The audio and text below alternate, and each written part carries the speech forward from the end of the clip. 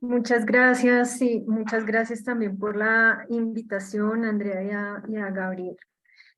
Aunque pues sería importante aclarar, yo trabajo en esencia periodo colonial y primera parte del 19, me he tenido que ir al 20 para mirar los resultados de ciertos fenómenos que se presentaron en esos siglos 18 y 19, o sea, qué pasó con las inundaciones.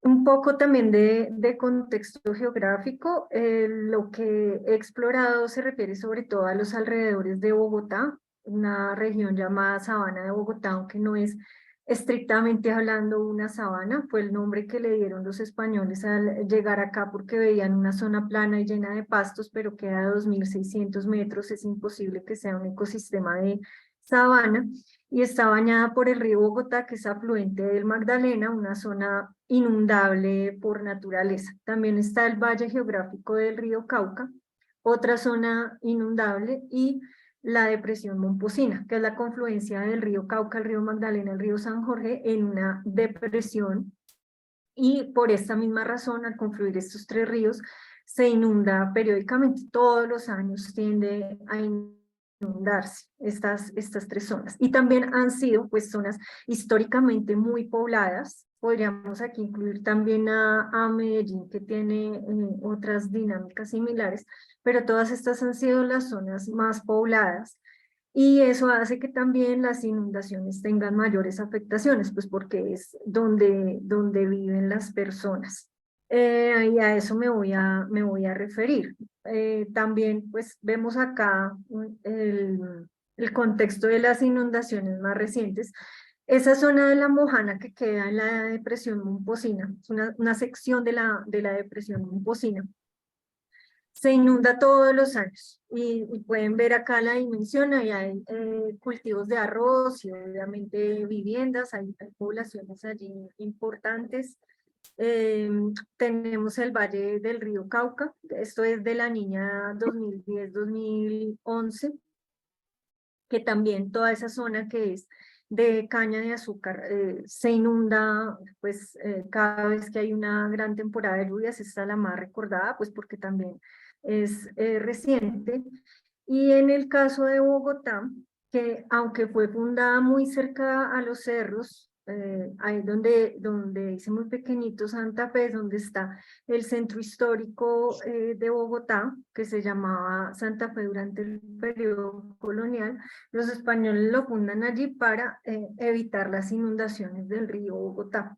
Y los pueblos de indios quedan en su mayoría, pues, cercanos al río Bogotá, donde además originalmente vivían en el periodo prehispánico, alrededor de todo el río Bogotá y sus humedales adyacentes, que son relictos de un lago que había estado ahí en el lugar que hoy ocupa la ciudad de Bogotá. Esto hace que sea, pues, también propensa a las inundaciones. Esta es esa misma niña, pero en el caso de Bogotá, estas inundaciones alcanzan un nivel bastante alto. Todo eso que se ve ahí son edificios de más o menos 5 pisos, pero algunos quedaron cubiertos hasta el tercer piso. Y esto fue en ese centro histórico que se suponía que estaba, pues, incólume frente a las inundaciones, porque además de inundaciones, esto fue una granizada de unas proporciones impresionantes en el 2011. Muchos vehículos quedan sepultados allí, eso fue una emergencia bastante grande en una zona que se suponía que no debía inundarse así. En este caso también es que había unos puentes hechos como a manera de deprimido y toda el agua se saturó ahí. Haciendo una reconstrucción de las inundaciones, lo que se ve en gris es fenómenos de la niña en especial, el niño o la niña, en nuestro caso, en el caso colombiano, es el niño trae sequía y la niña trae lluvias desproporcionadas e inundaciones. Una de las más severas, podríamos decir, es el periodo de 1971, que se calman y vuelven y empiezan, o sea, va a haber una oleada entre enero y febrero, otra marzo, mayo, otra junio, julio, otra septiembre, noviembre. Es como un ciclo interminable y se inunda casi todo el país. La situación pues más crítica va a ser en la zona del Chocó, que es la segunda zona más lluviosa del mundo, tiene 9.000 milímetros de precipitación al año, pero aún así las dimensiones de las lluvias crecieron a tal punto que toda esa zona de la cuenca de los ríos Atrato y San Juan quedó aislada. Tuvieron que llevarle ayuda en aviones, pero en aviones privados, porque ni siquiera la Fuerza Aérea sola daba abasto. Hasta el Papa hizo donaciones en dinero, la Cruz Roja. En ese momento todavía se recurría mucho a la caridad pública, entonces los reinados de belleza servían para recaudar fondos para los damnificados. Y en general, todo el país, casi todos los departamentos del país sufrieron por esta razón, pero en especial, nuevamente, el Valle Geográfico del Río Cauca, la depresión Momposina y la sabana de Bogotá. Casi toda la década del 70 vuelve otra vez el ciclo de inundaciones, incluso en zonas que son de la cuenca amazónica, también con altas precipitaciones, pero no estaban preparados para esos volúmenes. El caso de 1974 o del 75 también, en el 84, y finalmente el 89 y el 90, que esto solo afecta a ciertas zonas del país. En el caso del 90 vuelve y otra vez la depresión Momposina, esta cuenca del Sinú San Jorge, y la peor de todas, que fue la Niña de 2010-2011, que se inundaron 87% de los municipios de Colombia y dejó unas pérdidas económicas bastante grandes.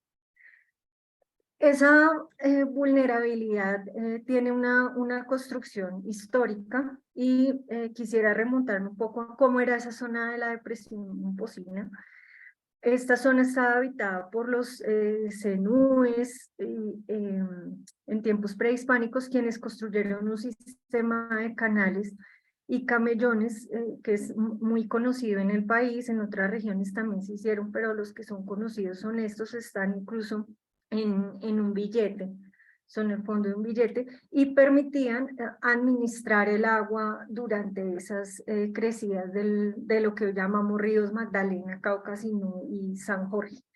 En esos canales podían también dedicarse a la pesca, se cultivaba el maíz que se da en estas tierras bajas, se da en un ciclo muy corto, aproximadamente 4 o 5 meses, era justo el periodo seco, y podían convivir con esas inundaciones. Estos canales dejaron de construirse más o menos unos 1000 años antes de la llegada de los españoles. Estamos hablando de 500 después de Cristo, pero todavía se alcanzan a ver desde el aire.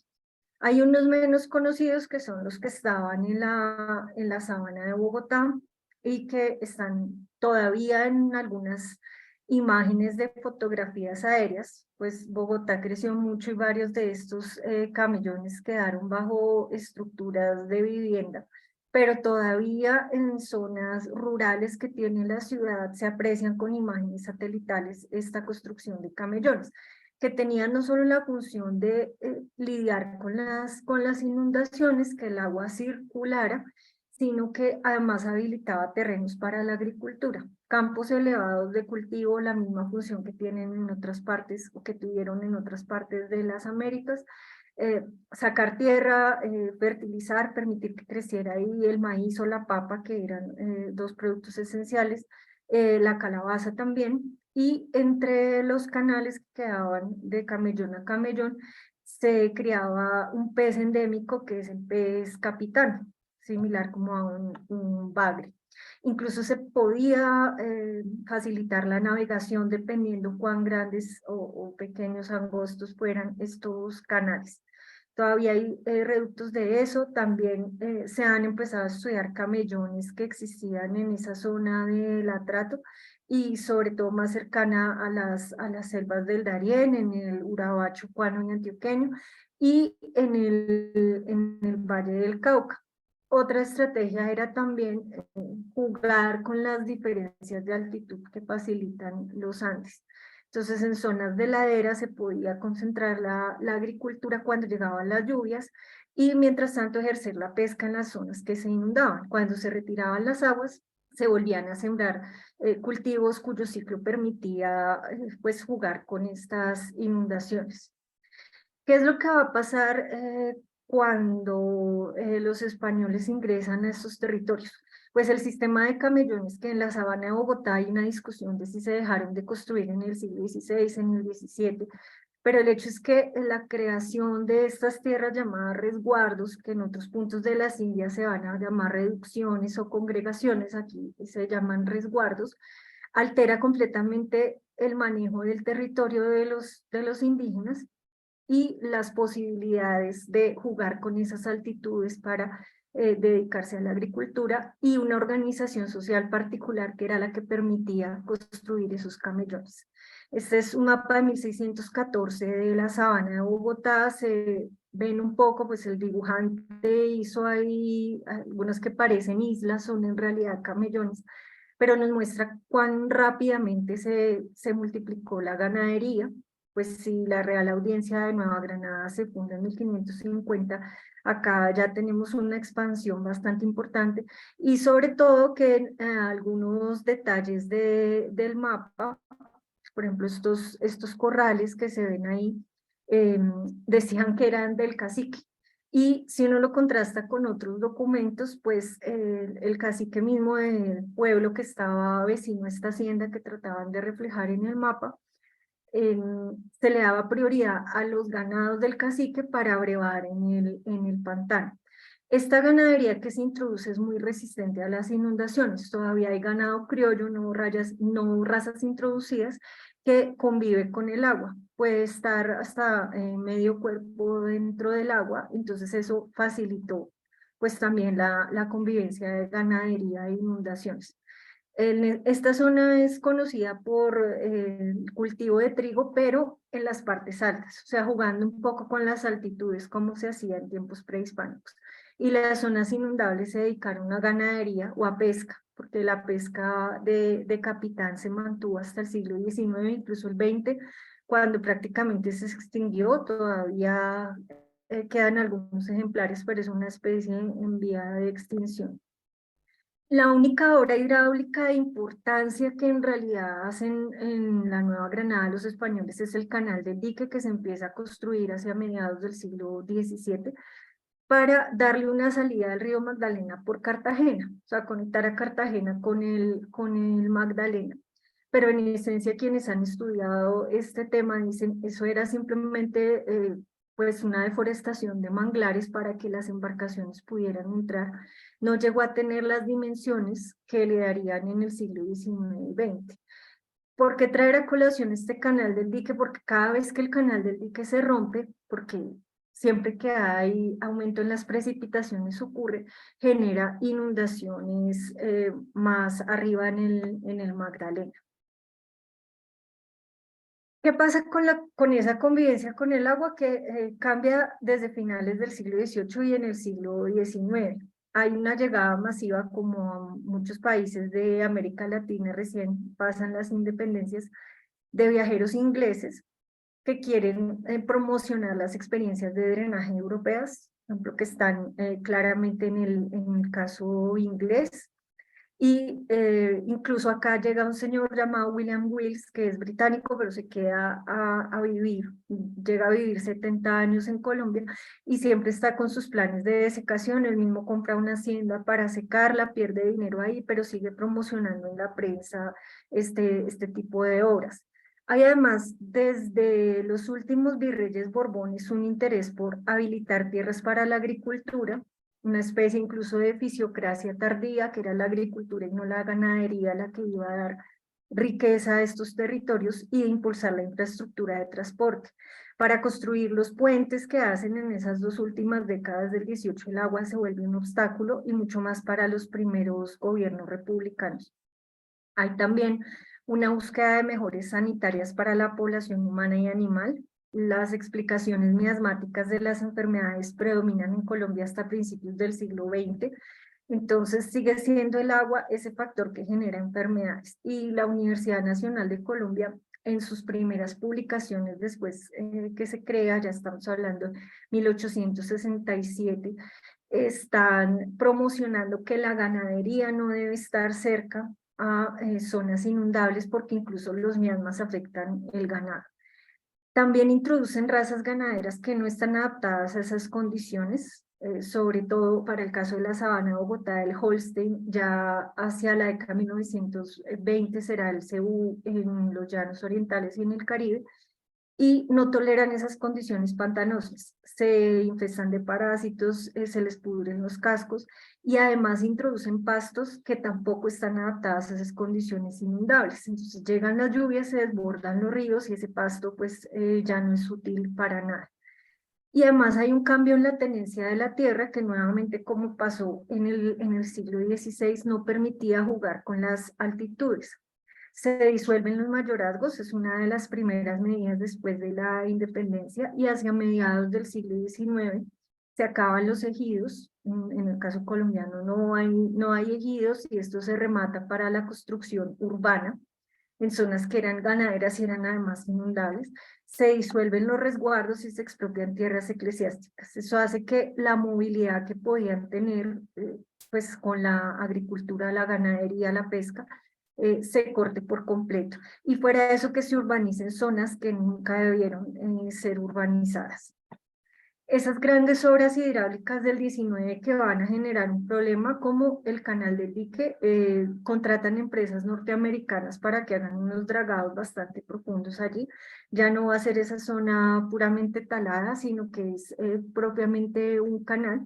Y el canal, como les decía, cada vez que llegan las lluvias se destruye y devuelve el agua para las llanuras del Caribe.